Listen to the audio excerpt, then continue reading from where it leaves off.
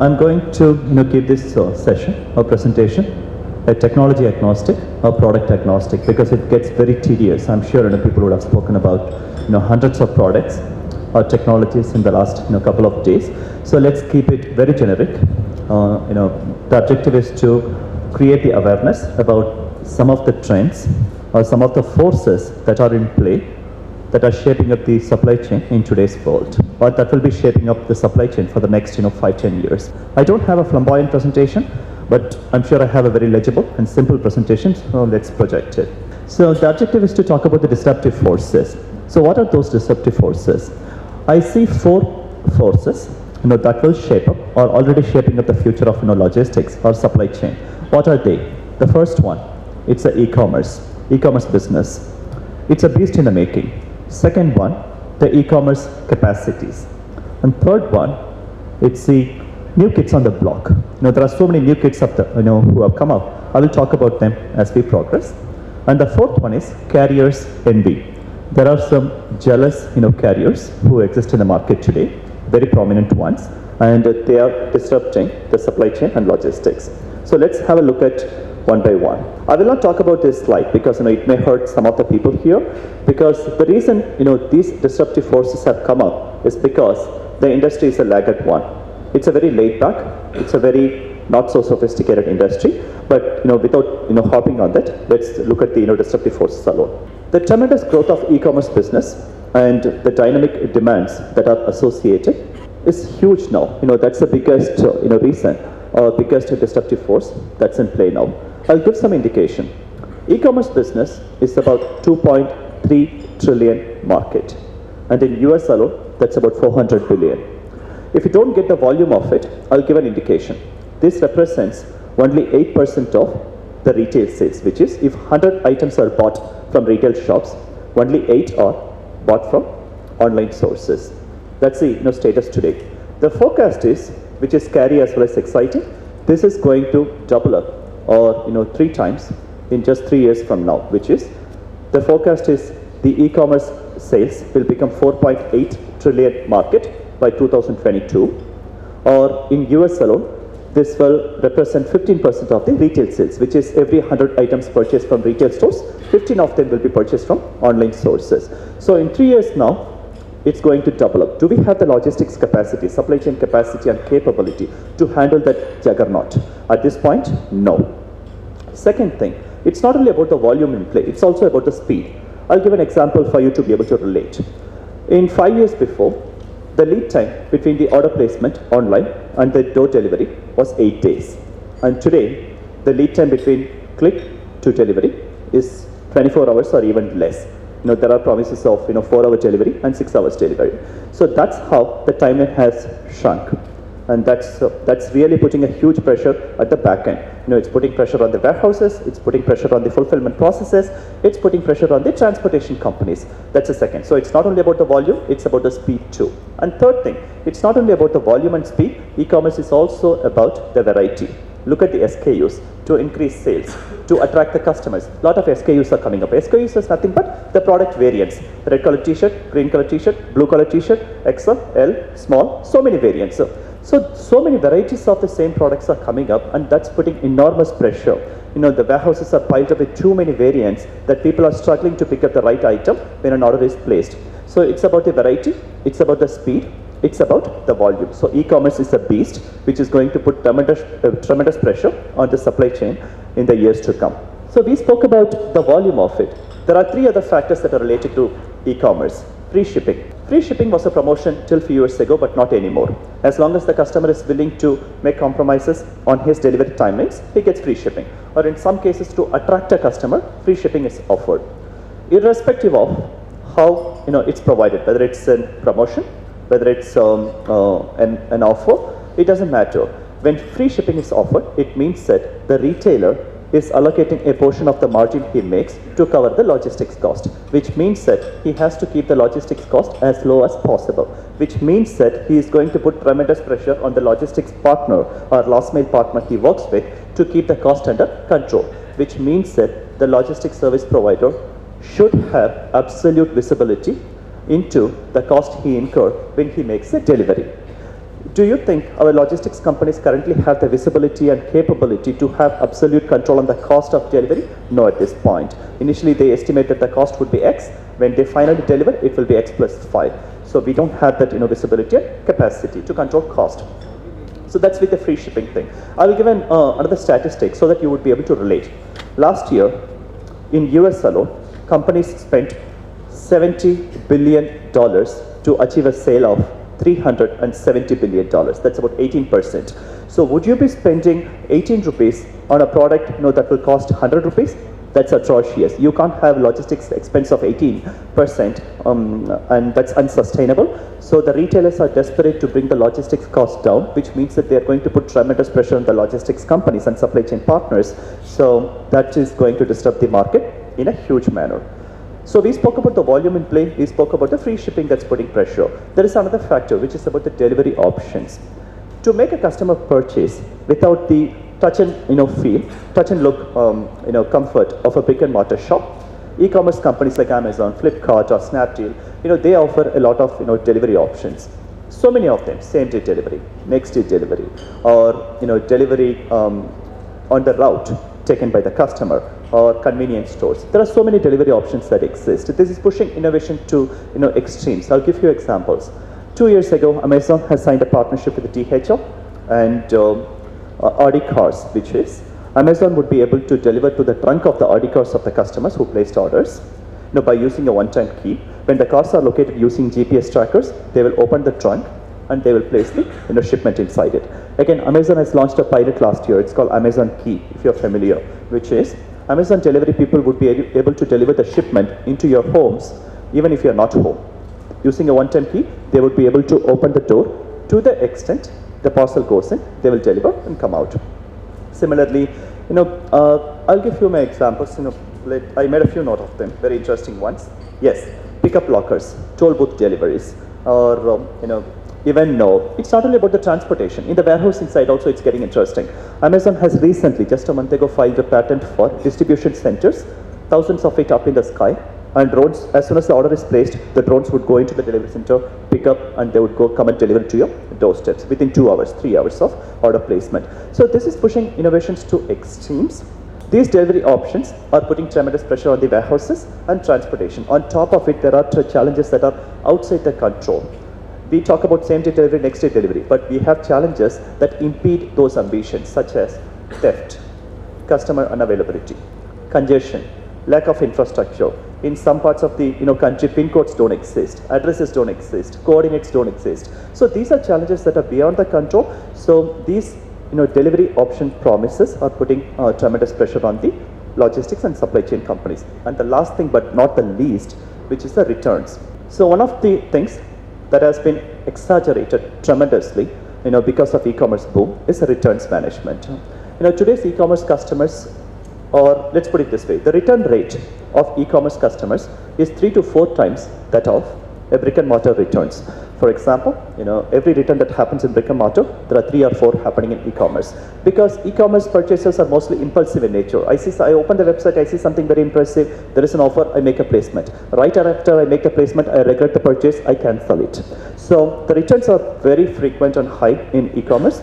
Today's fickle and impulsive customer is going to drive the trend upward, which means that returns are going to increase. So at this point, it's a huge headache for the shippers. They don't know how to deal with it because it's very, very ad hoc. It's unpredictable. And while this presents a headache for the shippers or retailers, this presents a huge opportunity, revenue stream for logistics companies. But at this moment, I don't think any logistics company has figured out a way to handle returns because of the ad hocism. So the logistics companies that are going to find a strategy and way to handle those returns will survive and thrive in the days to come. The ones who do not will struggle.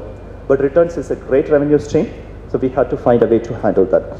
So these are the 4 points I wanted to highlight as part of the e-commerce business, which is about the e-commerce capacities. This is getting very interesting. It's very hypothetical. This is something I thought about.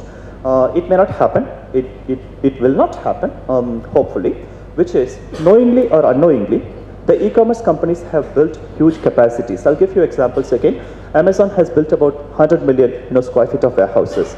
they have invested $15 billion in each picking warehouses. They have built sortation centers. They have purchased and leased, aeroplanes. They have leased, 40 airplanes. And Walmart has built, 6 of the sortation centers of its own. And many small retailers, including Flipkarts, they are building distribution centers in the areas where the delivery happens frequently. They identify the density, delivery density. They build small distribution centers where they store the inventory. They quickly deliver to the customers. So these people are building so much of capacities. At some point, they may think about as a logical extension to start selling the capacity also. I'm not only selling the product, I have so much of space, I have flights, I have warehouses, why don't you use it? So they may start doing it, which means that the logistics companies will suffer because it's going to eat into their revenue. It happened already. Think about Amazon. How did Amazon become the largest data center operator?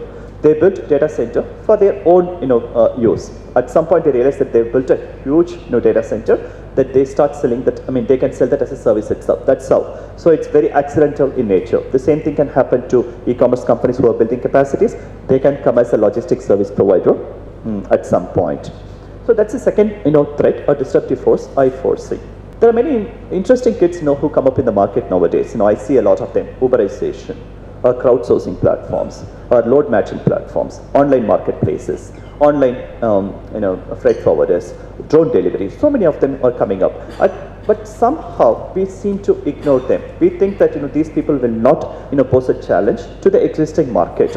These people will be confined to a specific set of services like full truckload, point-to-point service in a small radius. That's how we see them. We don't see them as a threat. We don't see them as a disruptive force. But if you look at the venture capital that's gone into these companies, in 2014 it was 300 million, and in 2018 it was $5 billion.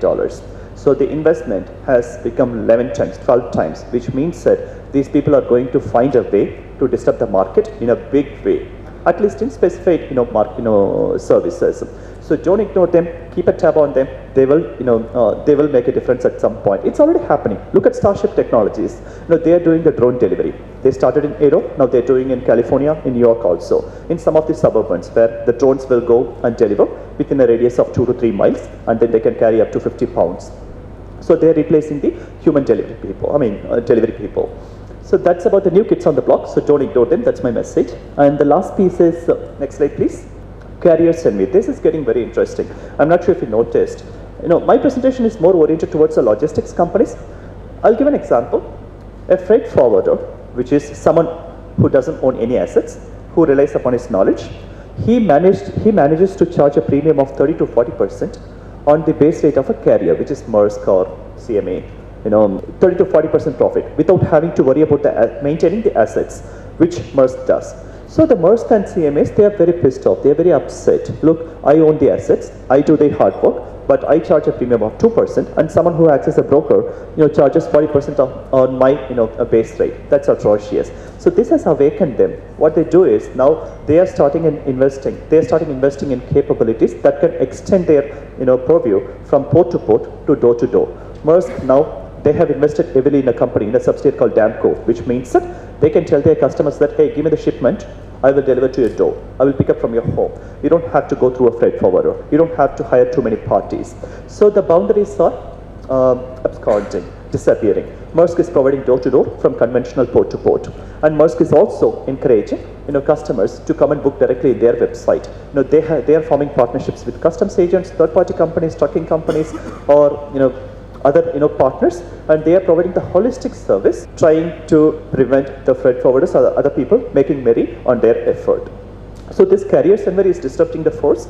So they are building customer portals, they are forming partnerships. This is coming up in big way. So the boundaries between or among freight forwarders, third-party logistics, network service providers, or shippers, they are blurring. They will disappear eventually. That's a fourth disruptive force I wanted to highlight. So coming to the end of the presentation, we spoke about all these. We spoke about the disruptive forces. So what is that the supply chain people, the logistics company should do to be able to manage or withstand the disruptive forces? I will zero in on 2 things. One is, it's only transportation. End of the day, it's about storing goods. It's about transporting goods. Let's talk about the transporting goods. They should invest in a technology, in a transportation management system which is an integrated transportation management system with dynamic planning and optimization capability and real-time visibility feature. That's how I would summarize. A transportation management system with real-time visibility capability and dynamic planning and optimization capability. So let me expand a bit as to what I'm saying here. A transportation management system which is capable of connecting to multiple parties in the ecosystem, carriers, online marketplaces, brokers, small truckers. So it should be able to connect with all these parties and then match the capacity with the demand in a timely manner so that the service levels are kept. Because I can't rely upon my own fleet all the time. Because gone are the days when orders came in the morning and I was planning for delivery in the evening. Today, in e-commerce world, orders come through the day for same day delivery, next day delivery, which means that my own fleet will not be sufficient. I should be able to talk to all the parties in the ecosystem, have absolute visibility about the availability, and then assign capacity to, demand to them. That's how it should be. So it's an integrated system. Second thing, they should also have the dynamic planning and optimization and analytical capability. In what sense? First thing, as I said before, orders come through the day, which means that I should be able to see where a certain vehicle is, what's the capacity it has, can I assign this load to them? So the transportation management system should have absolute visibility or real-time visibility into the location of the assets, and then it should have the smart way of optimization to be able to devise a new route. I can assign this to this truck, but he currently carries 10 shipments already. If I insert this, what will happen to the existing shipments? What will happen to the service levels? It should be able to consider various factors such as impact to the existing service levels, weather, traffic, cost. It can consider all of this, and it should be able to dynamically assign loads to these trucks. That's one thing. That's not alone sufficient. There are two more factors. A transportation management system should have the analytical capability to be able to continually or continuously assign or match demand with capacity. When I say demand, it's not only about customer orders. Demand means many things. Logistics people will be aware of it, which is about backhaul. When I go there, deliver something, can I take something from there? Backhaul opportunities. Or empty transfers. I left few pallets. I left a container there. Can I bring it back? So that my empty runs or my empty runs of the trucks are minimized. So the system should be able to continuously match the opportunities with the supply available. And the third point is it should also be able to do the load optimization. If I carry it in full, what's my revenue, what's my cost? If I break it into two trucks, am I doing better in terms of service levels, in terms of my cost, in terms of my revenue, in terms of profitability? So the transportation system should be able to do that. That's on the transportation side. So keep in mind, it's single integrated, real-time visibility, and dynamic planning and optimization. These are the three things you should look into a transportation management system when you are in the market, to buy one. Second thing, the investment in the warehouse system. A huge investment is happening in the warehouses. A gentleman who spoke, 2 sessions before, he spoke about the warehouse management system, but that's on the software side. The current trend is to look for a holistic system which can take care of two things. The software takes care of data entry, planning, assigning work to the people, and then creating reports. That's a software, that's an old story.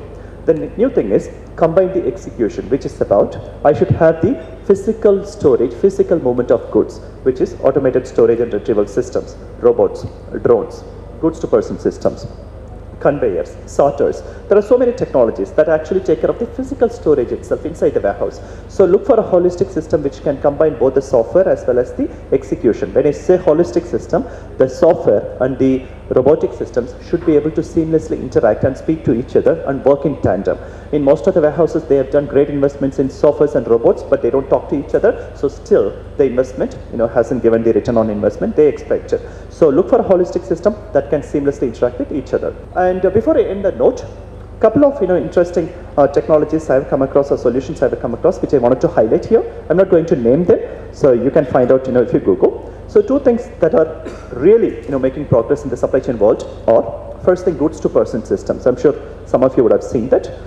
Goods to person is nothing but a 180-degree turnaround from the conventional warehousing, where the warehouse worker takes an item, goes and puts it somewhere. That's conventional. In this case, in goods to person, the warehouse picker is stationary. He remains in one place, the rack comes to him. That's the difference. He puts it, it goes back to the location. So please don't confuse it with the automated guided vehicles that have been existing for 5-6 decades. The automated guided vehicles are dumb machines. they can be relied upon only for moving certain items from point A to point B, hoping that nobody comes in the way. If someone comes in the way, it's an incident, it's an accident. I'm not talking about these. These goods-to-person systems have necessary intelligence and cognition, to be able to move safely, accurately, and at enormous speed. So they ensure safety, speed, and accuracy. Second technology I'm very impressed is the improvements that are made in the voice speaking solutions. The gentleman has spoken about voice speaking solutions. He spoke about voice template training. Before, voice template training means when you purchase a voice speaking solution, which is the warehouse worker will put a machine or a headset, he will get instructions. But before he starts using it, he has to undergo a voice template training, which is the headset should get familiar with the voice of the worker. That's old story. Now situation has changed. The voice template training has been eradicated. You can just take it and start using it. It's so adaptive in nature. It's come up. And it doesn't stop there. It also comes with conversational and analytical capabilities. I'll keep it simple. When I put the headset, I get an instruction.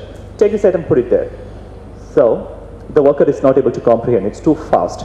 If he asks the system to repeat, the system will understand that my rate of speech is very high, so I should slow down. It will say that, take this item, go and put it there. That adjustment, that's the analytical capability. Second thing, if the worker has difficulty in hearing what it says, it will have the comprehension, it will have the cognition to tell him, hey, seems like your headset is a bit off, can you please adjust it? So these conversational and analytical capabilities are built into today's voice speaking solutions. And it's not only voice speaking solutions anymore, it's a wrong term to use because the voice speaking solutions have been extended to put away and packing also. So let's call it them as voice solutions. So these two technologies, goods to person or voice speaking, are making tremendous progress in the market. Google them, find out more. If you have any questions, please drop an email to Ramco Systems, and I will be happy to answer. I haven't spoken anything about Ramco Systems. I'm sure my company will be disappointed, but I don't want to do that. But whatever I've spoken are the capabilities of Ramco's too. So you can approach me if you need more information.